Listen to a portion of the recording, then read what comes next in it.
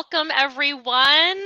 Happy Women's History Month. My name is Farah Hoddle. I am the Senior Director of Diversity and Inclusion at VACO, and we're so excited to share with you today three very special guests who are joining me in honor of a special series this month on women making history. So please welcome to the show, and in no particular order because they are all equally fabulous. We'll start with Miss Carrie Corbin. Carrie is the Vice President at Barcoding, a supply chain innovation and technology company. With over 20 years of experience in portfolio service and supplier management, Carrie specializes in building out consolidated process and delivery efficiencies, along with large program and portfolio management across logistics, healthcare, banking, insurance, and financial services industries. So we're really excited to hear about Carrie's experience coming up in a very male-dominated industry. And then, of course, we have Miss Tracy Mitchell. Tracy is an Emmy Award-winning journalist and author of Stirring the Pot, her new book that came out last year. And it takes a closer look at successful, accomplished women who are living their lives on purpose, and what it takes to find inspiration from within and those around you. And then last but certainly not least, Miss Kathleen Bond from the American Cancer Society. She was a retired co-chair of ACS, but also the founder of the Pan Ohio Hope Ride, which has raised over $13 million for cancer patients and their families. And by the way, it's via the Hope Lodge. If you haven't heard about it, it is a program that provides complimentary accommodations for families traveling out of town for cancer treatment. So welcome, ladies. We're so excited to have you. And I'm trying to turn off some of these notifications here. Sorry about that. All right. So today's show, we just introduced three really incredible ladies, and you might be asking yourself, what do they have in common? Well, a lot. The theme today is bold women with big ideas. Each of these ladies has had some really great ideas, and today they're going to share some of their stories with you. So if you have questions for them or for us, feel free to drop it in the chat. We are looking for that, and we'll love to answer your questions. So we will jump right in with you, Tracy. Uh, Tracy, you have worked in television for 2 decades, and you've interviewed everyone from presidential hopefuls to celebrities. And in 2021, you wrote your book, Stirring the Pot. What experience inspired you to do this? Well, I can tell you, Farah, that I think that all women are superheroes, like donning those invisible capes every single day of our lives. And for me, it's as I meet more and more amazing women, you, Carrie, Kathleen. I mean, I just realized that we all have our own gifts. We all have our own things to contribute to society. And way back in 2005, it's sort of when my journey began, right? That's when I thought about writing this book, even though it's now because I had the pleasure of interviewing Oprah Winfrey. And she's one of those women who, I mean, if she's not a superhero, who is, right? So she was one of those women who said to me, she granted this interview and it wasn't an easy get for me, right? So you just don't go out and interview Oprah Winfrey just by doing it.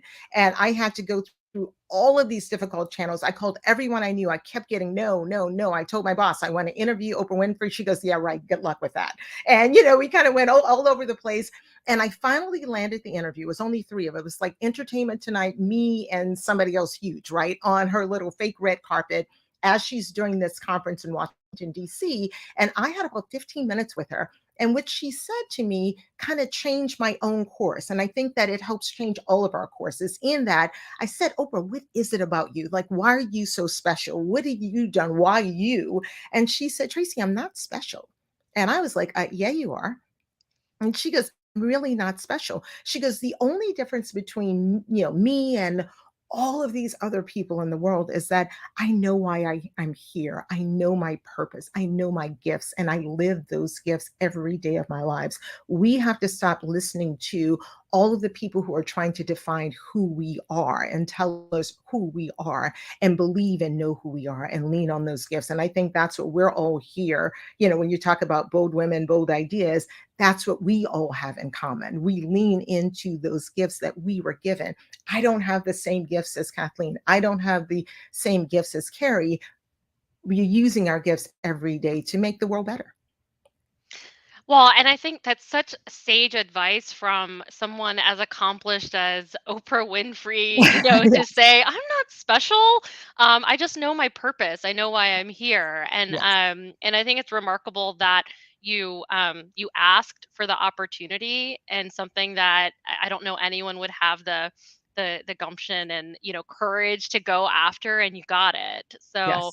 I know you detail that a little bit in your book. Yes. And what you're saying, what you're sharing, though, it also ties in really nicely to some of the stories that Carrie has shared with me. Because when you think about how you show up at work, how you show up in life, knowing your purpose, Carrie, you've spent over 20 years in information systems management, and you know, one of the things you and I've enjoyed talking about with you is just hearing your experience coming up in a male-dominated industry. How Mhm. did you find, tying like into Oprah's advice, how did you find your way, not only to a successful career, but as a senior leader where you are today? Yeah, so I guess going into IT, and really going into corporate America at first, I really didn't realize, kind of coming out of high school and the few years I spent in college the first time, that it was male dominated. I had a father who was a school teacher. My mother ran a small business for her best friend, who was a woman. And the only person I knew in corporate America was my best friend's mom, who was a senior executive at a large insurance company in Ohio. So I kind of went in and didn't realize that women weren't already in places of influence until I got there. And you know what? I was really lucky to have three female leaders when I first got there to kind of understand how to navigate. And the one who influenced me the most navigated our organization through 9/11 flawlessly. She showed that you have to be able to, it's like a symphony of directness and empathy at the same time. And the other thing that she taught me is it was really important to have a personal brand. Like, who are you?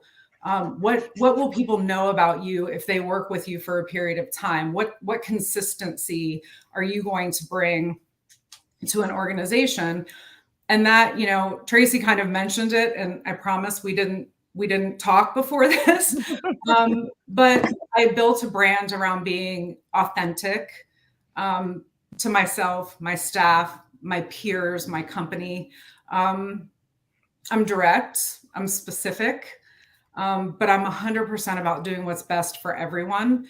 And so that authenticity and willingness to be the loudest in the room sometimes, and other times, letting somebody else step up, is really what got me here. So it was less about figuring out how to be a woman in a male dominated field and more about finding my style and demanding respect by way of that.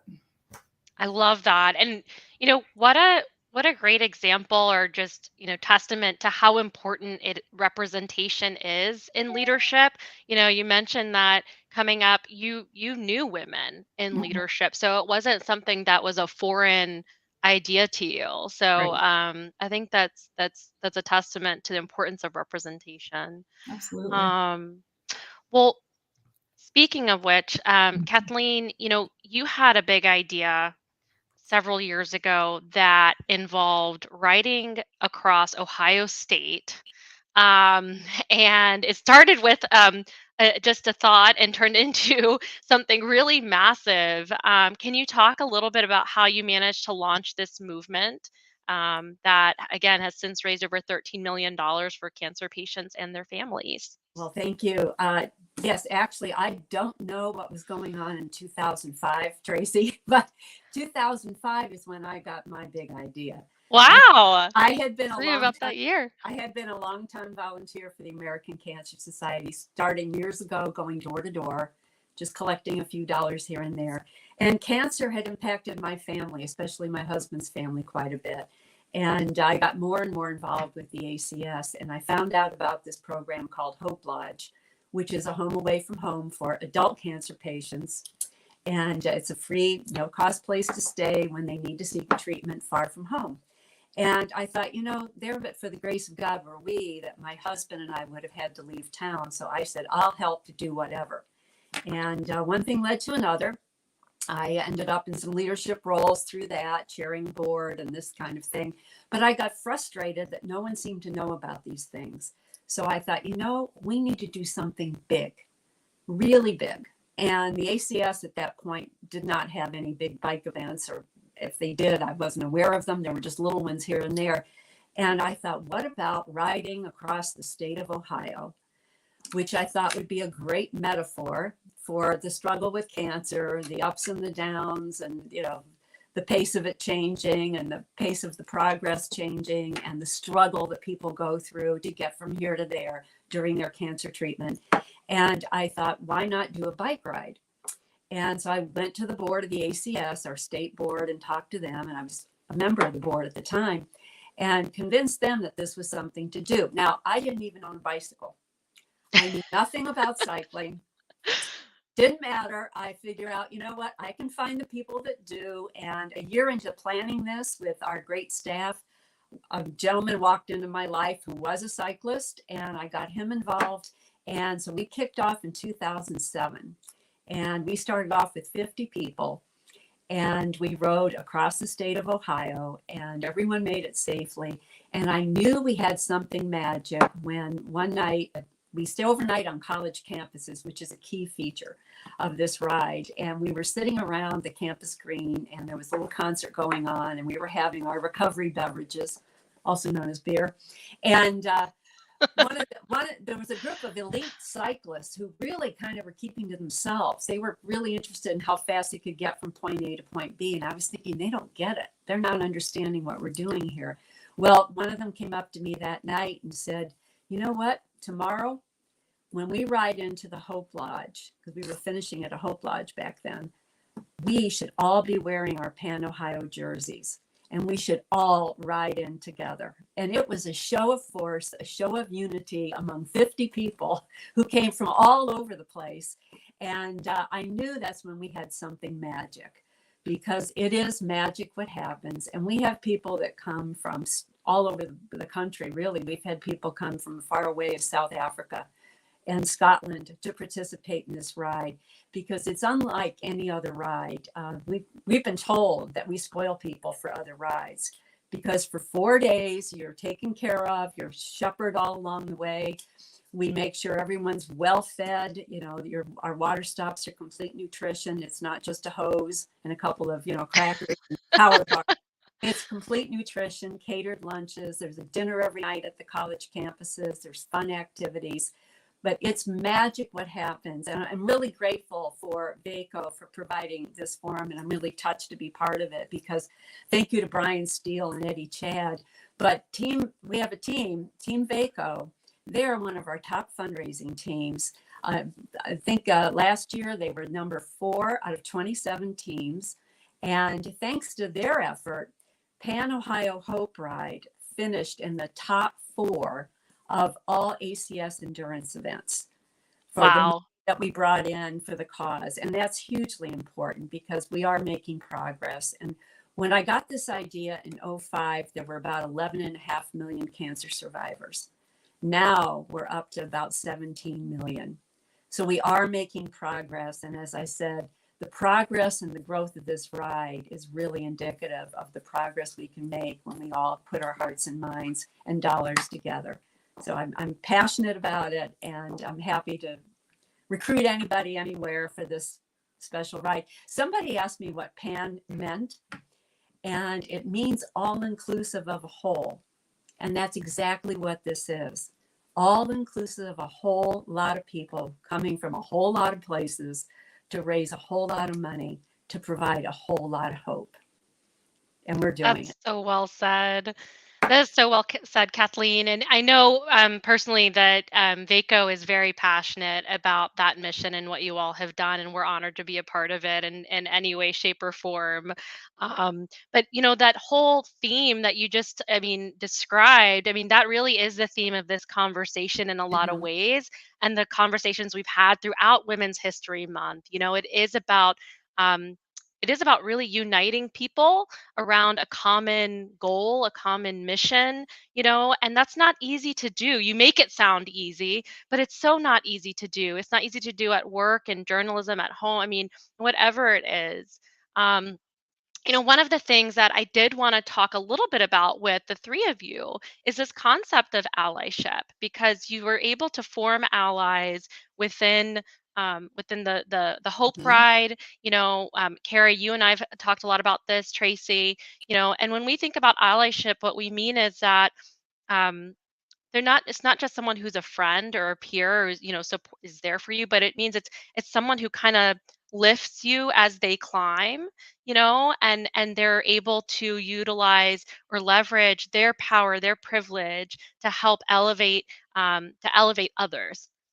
And so I would love to know, how that has shown up for each of you, and maybe starting with you, Carrie, because you've mentioned a couple people, you know, who has been an ally to you, in and what message would you have to the people watching, men and women, you know, um, who want to know what they can do to be more of an ally?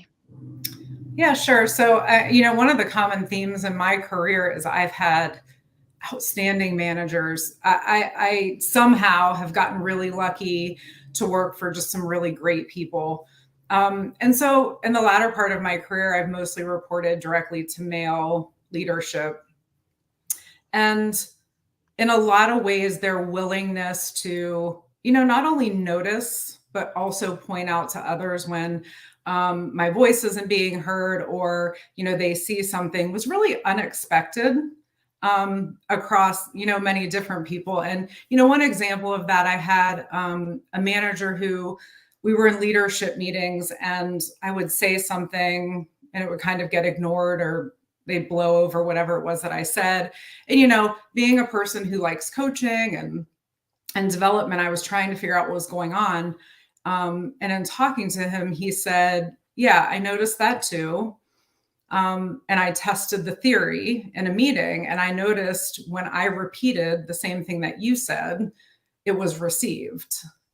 And so he was looking for that and noticing that without us even having a conversation about it.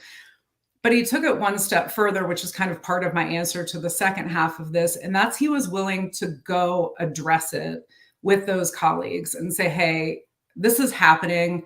Whether you know it's happening or not, there is a reason why you're not listening when she says the same thing that I do. And really, in the world, in life in general, you just want to feel supported. Mm-hmm. So knowing that you have somebody, there that's watching your back, it just makes a difference in how you show up. And, to the second part of your question, being an ally requires action if you're an ally in any way at all. And so seeing, acknowledging, and speaking up for any potential issues or disrespect to any minority speaks volumes. And again, it makes people feel valued and seen and heard and represented, amongst the group. Most definitely. And it takes a lot of courage. Gosh, for that individual to not just you know, elevate or amplify your voice in the meeting, but to go address directly with whomever it was that, really wasn't hearing you. Right. Um, Tracy, you've been in front of the camera for so many years in journalism. What when you think about how we as and I'm going to talk about, because this is about women, so I'm going to say for women in particular, Right. because this is not it is a common, I will say, it is a common challenge that women do face at work in general, in that, just making sure that your voice is heard. We talked also about how there's this misperception that women lack confidence or have less confidence than men at work. And that's actually not true. We know that's not true. And based on the research and studies we've seen, but it is true that women are not always received in the same way, like Carrie just explained. Tracy, what advice would you give to women in particular about how to amplify their voices and to be seen and heard Oh, in a stronger way? Absolutely, Farah. I agree with you in so many ways. I mean, I think that to touch on some of the topics, I think we as women, number one, don't always support each other. And I hate to say that, but in the broadcast industry, especially in the years that I've gone through, I mean, I've been in the industry, I hate to date myself, but for decades. And every time I went to a television station, every time I moved up, I was replacing the other woman, and not just the other woman, the other Black woman or the other woman of color, because there could only be one of us at a time. I mean, God forbid, there are two of us at the TV station on TV at the same time. I mean, my God. So for me, it was a battle with the women, right? Because they knew that, especially if they were being fired, that I was coming to replace them, as opposed to how about we have this sisterhood where we support each other. And then, you come in as a woman, and then I come in as a Black woman. I mean, I'm a threat to everybody in the room, not even realizing I'm a threat simply because of the way I look, right? So I'm already seen as too bold, too aggressive, too outspoken, which I am all of those things, but they can be assets, not necessarily, you know what I mean, a threat. So, Farah, to your point, it is so important that we still have a voice, even when we're seen as a threat. Even when we're seen as something bad coming up, right? It is important to keep your voice, know your voice. And you will find that, and this is what I found at these TV stations, there were always people there who were allies, who did support me, who wanted me there. And so I quickly learned who they were, and we could build something together. And one of the things I always talked about in a room of mostly white people, because I was usually the only one, I would say, listen, it's like when you're in kindergarten, right? And you're playing on the playground. It is great to look across that playground and see someone who looks like you, right? Because then you feel more comfortable, you feel more willing to speak up, you feel more willing to be bold and have those grand ideas if there's someone across that table who looks like you. It So doesn't once feel so lonely, does it? Exactly. But once Yeah. we get there, I Mhm. think it's our responsibility, right? As women, as people of color, to pull up others along the way and build that team, build your allies, and lean on those people who are supporting you as well. It gives you a voice. It really does. I love that you went there, to bring up the intersectionality of being a woman and being a person of color, Right. and the unique challenges that the combination presents to you Mhm. in the workplace. And I think we all I mean, everybody experiences and Absolutely. has some level of intersectionality of who they are that shows up and makes it challenging for them. But, in spite of all that, you each are such strong examples of overcoming that. And Kathleen, I wanted to turn over back to you, where I was hoping you would share the story about how you found your voice or made yourself heard in a meeting when you were perhaps the part of the what one of well, the only woman in the room. Yeah, definitely minority woman in the room. Yeah. So, yes, and this again was with the American Cancer Society, and I can tell you the sphere I work in, we all have something hugely in common, and that's the fight against cancer, which really helps level a lot of things. But I was in a situation some years ago. We were building a new office building in downtown Cleveland. It was a community resource center, and we wanted it to truly be a community resource center. And there was some situation going on while the building was being built. Uh, we were under construction, and there apparently were a group of people that were upset about something that really didn't have to do with us per se, but a bigger issue. And our executive director got a call that we had to come to a meeting the next morning. And he called me, since I was the chair of the board, and said, I need you to be there. So 8 o'clock the next morning, I'm there. I have no idea what's happening. I show up in the room. I am the only woman The whole room is packed with men, and they were getting angrier and angrier. There were some lawyers involved. There was talk of pickets, litigation, all kinds of stuff. And I'm sitting there listening to this, and and they were upset about our building being built where it was built. And it wasn't us; we were not the problem. But as they got carried away, I could see this was getting uglier and uglier. And I finally just raised my hand. I said, "May I say something?" And they all looked at me, and the guy who was the leader said, "Who are you again?" You know, so I identified myself again. And I said, That makes you feel like you belong. right. Oh, yeah. I'll tell you. And I could have just picked myself because I showed up wearing pearls. So I couldn't have looked more privileged suburban, you know, just awful. But they were fake pearls. But anyway, I'm sitting there and Can bust through that stereotype. Right. Yeah. I spoke up and I said, "Excuse me. I would like to tell you, gentlemen, why this building is being built here." And I said, we had a lot of properties offered to us, buildings that were already set to go. They were lovely, had plenty of parking. We could have been out in the suburbs. We wouldn't have had to go through this whole building process. I said, but we are here because we are in the inner city, and we are in an area where the medically underserved need our help.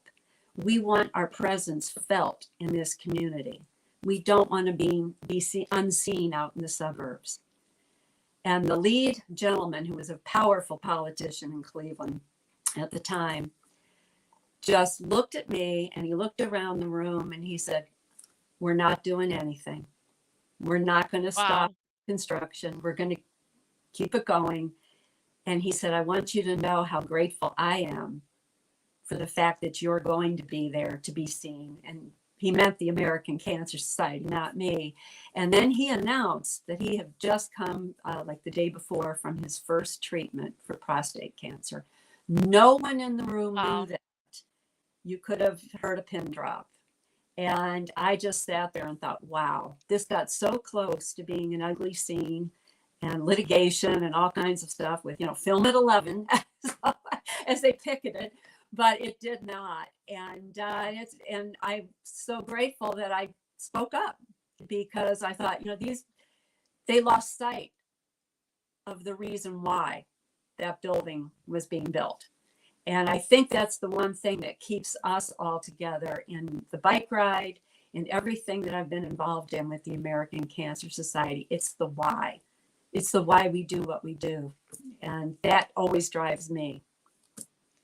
That's so powerful, because at the end of the day, you know, there can be differences of opinion and ideas and thought, but you were able to really anchor them in the main objective and the why behind it. And so bringing people back to the common goal, the common purpose, it's such a seemingly simple but powerful way to make things happen. So I admire you so much for that.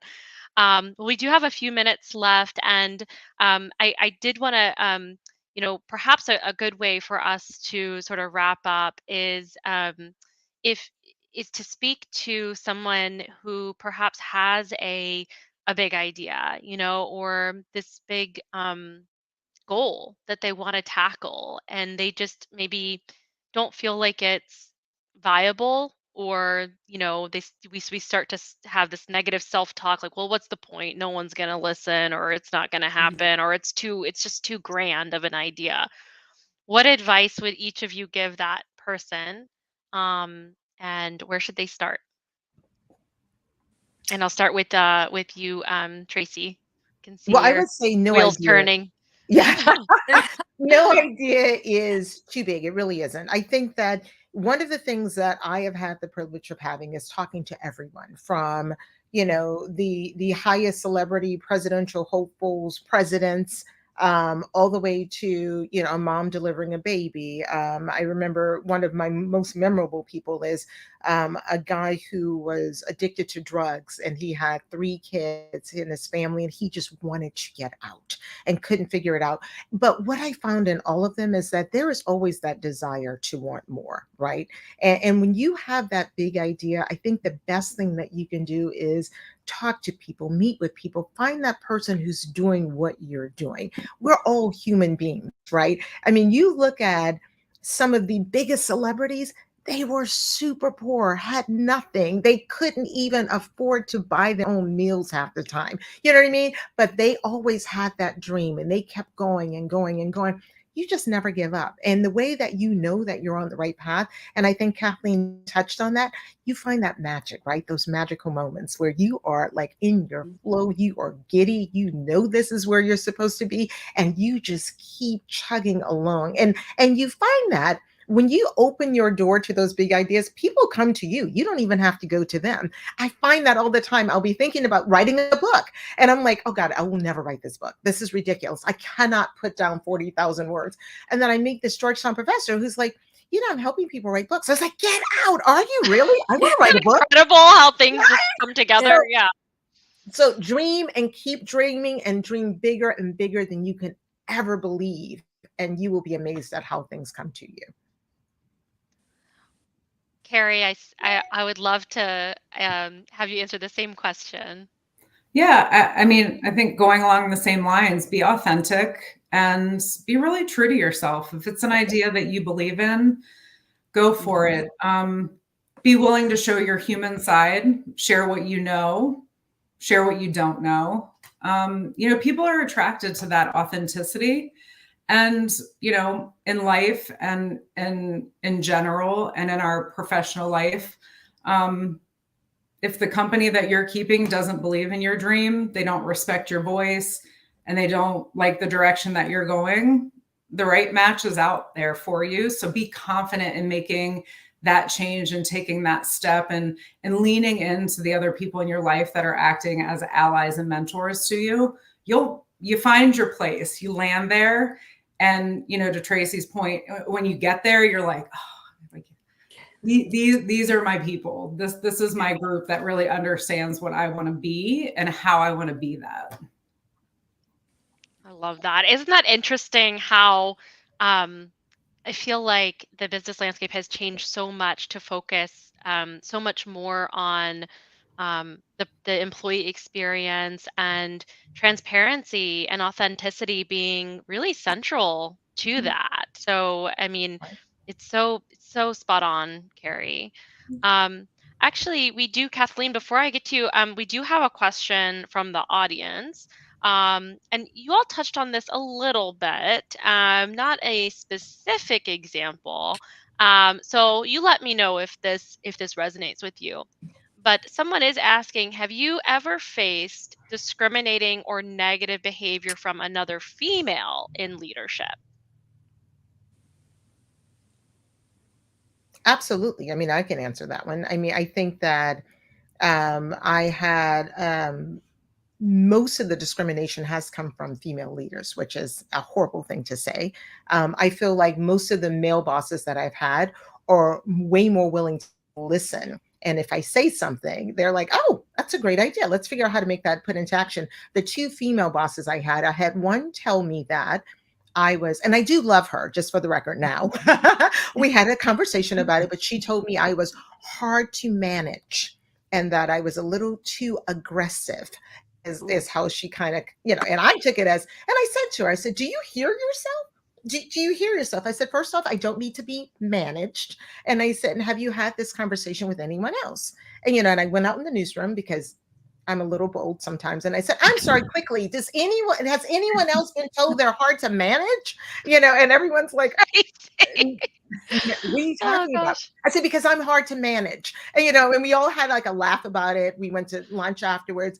She apologized, but I find that and it's not, no one's discriminating and saying, hey, I'm going to discriminate against you today. You know what I mean? It's not always direct. You don't even know it's coming, but it's those comments, right? Or, you know, Trace, you know, I didn't like the way you look today. I felt like, can you lighten up your makeup a little bit? I'm like, no, this is all I got. You know what I mean? I'm like, this is it. So you get comments like that. And I believe, and it doesn't always work out, but I believe in addressing them as they come to you. They are shocking. And sometimes you don't even know how to react because you're so like, you're hit so hard by it. But even if you come back and say, you know what, can we sit down and talk about what you just said? Because I just really want to understand where you're coming from, because I don't think you understood what you just said. You know what I mean? Mhm. Well, it's And last interesting one. you Oh, Oh no, no, go ahead, go ahead. no, Well, no. I The was last just gonna one. say, Tracy, we could have an entire Yes, conversation just on exactly. your experience Yeah, being a sorry. woman of color in journalism, Mhm. So anyway, no, please finish your point though. You No, were the gonna only make one other more thing I point. get on a regular basis, and I've gotten this from my boss before, that I sound too white. Oh, got And it. Okay. yeah, yeah, Is it? yeah. I get that all That's the Wow. time. Like, interesting. you sound too white. And I was Yeah. like, but this is me. So yes, absolutely. But I do believe that, and this, I don't want any backlash for this, but I don't believe that people intentionally try to hurt other people. And there are some who do, but I think the majority of us, we have all been raised a certain way, right? And we know certain things. And I talked about this to you real quickly before, Farah, is that, Mike is a guy I met in college, and he comes to me one day, lovely friends forever, and he said, "You're the first Black person I've ever had a conversation with." Right? You just don't know. Sometimes you simply don't know. And having those conversations can really diffuse things before they get out of hand. That's it. I'm done. I won't say anything else. Oh, well, I No, can we love tell it. you, if I Yeah, can barge in here, I can please. tell you I've had some junior high moments with some other women along the way, but I really focus on the purpose of why we're together, and I Yes. get them to focus on that purpose. And when you focus on that purpose and you talk about what's absolutely necessary to do, and start doing it so that you can fulfill that purpose, it's amazing how that junior high stuff can go away and you can start working together. But focusing on that purpose is huge. And whether you're doing a bike ride or any kind of endeavor, if you focus on it and then realize what's possible to do, you're doing what you think is necessary to do, and then look at what's possible to do. And the next thing you know, you may accomplish but it seemed impossible. Yes. So spot on. Yeah. Well, we do have one more question, and I think actually this is a great one to close us out. So this is really relevant to something that Tracy and I talked about this notion that women often feel like they have to do it all.